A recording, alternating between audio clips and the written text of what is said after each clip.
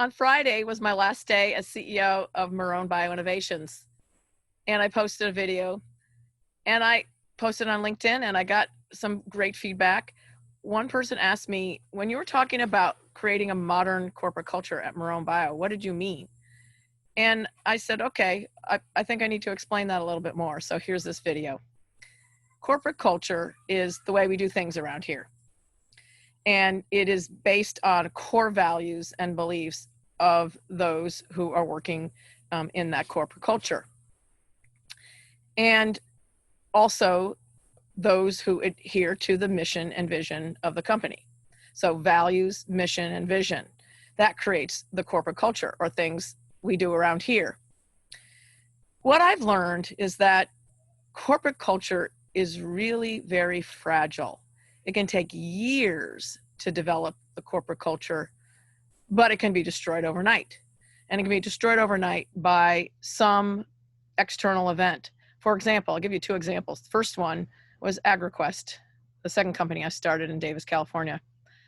I was taking the company public right before 9/11 happened. 9/11 happened and couldn't get the offering done. We had built up the company and spending a lot of money. We weren't yet profitable. So when I saw that we couldn't get the IPO done, chaos ensued. It was quite dysfunctional at all levels, and it was very, very difficult.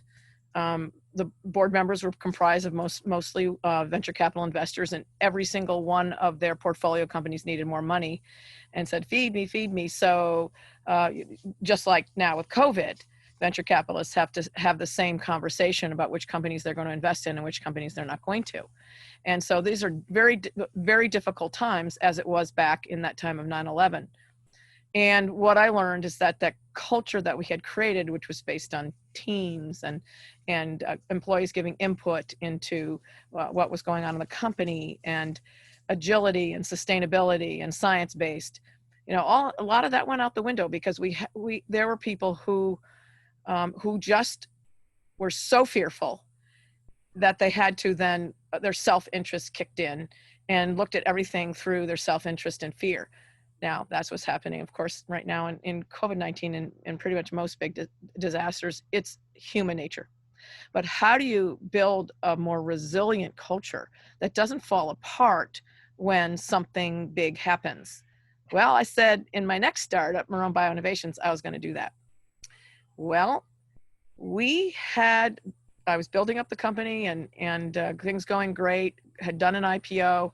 And then 1 year after we had done an IPO, our COO, head of sales, abruptly quit.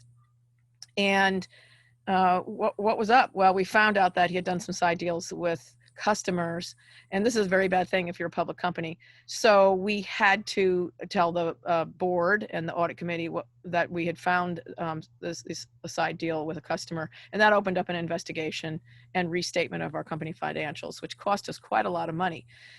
When that happened, of course, it was chaos. Okay, there was a lot of blame and fear and Lord of the Flies type thinking.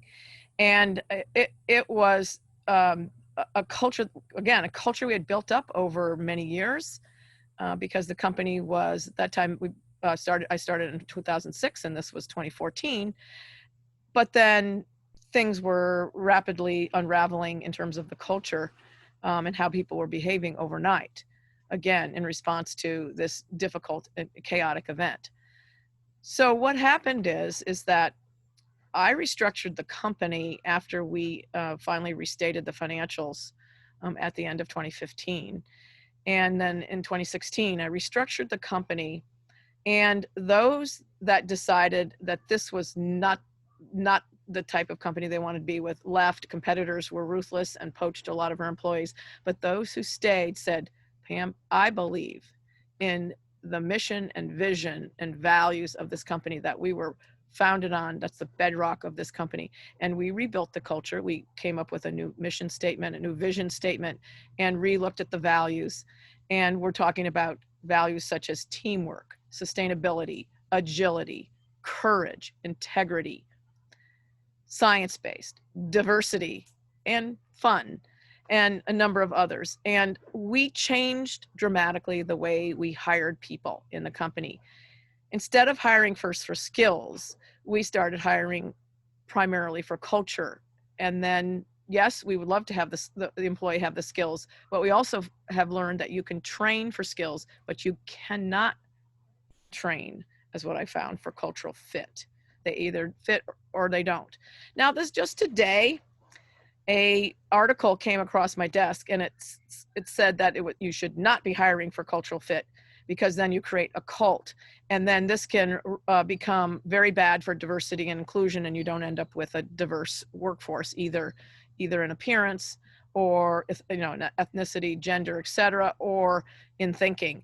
And I would disagree with that, because if diversity and inclusion is one of your core values, then you do want to hire for cultural fit, because then you want to hire people who embrace that diversity and inclusion. And that's exactly what we've tried to achieve at Marrone Bio, in that we have 51% women and 42% minorities, but not just about, again, gender, ethnicity, and other. It's about hearing other people's points of view. Like I said in my video I did on the 31st, that the old way of thinking is, I'm the boss, I have positional power, I have authority, I tell you what to do and you do it. That's old thinking. Millennials don't buy into that. They'll walk with their feet and go find another job. Instead, people want to have input and feel valued into what they're doing. That's part of your corporate culture.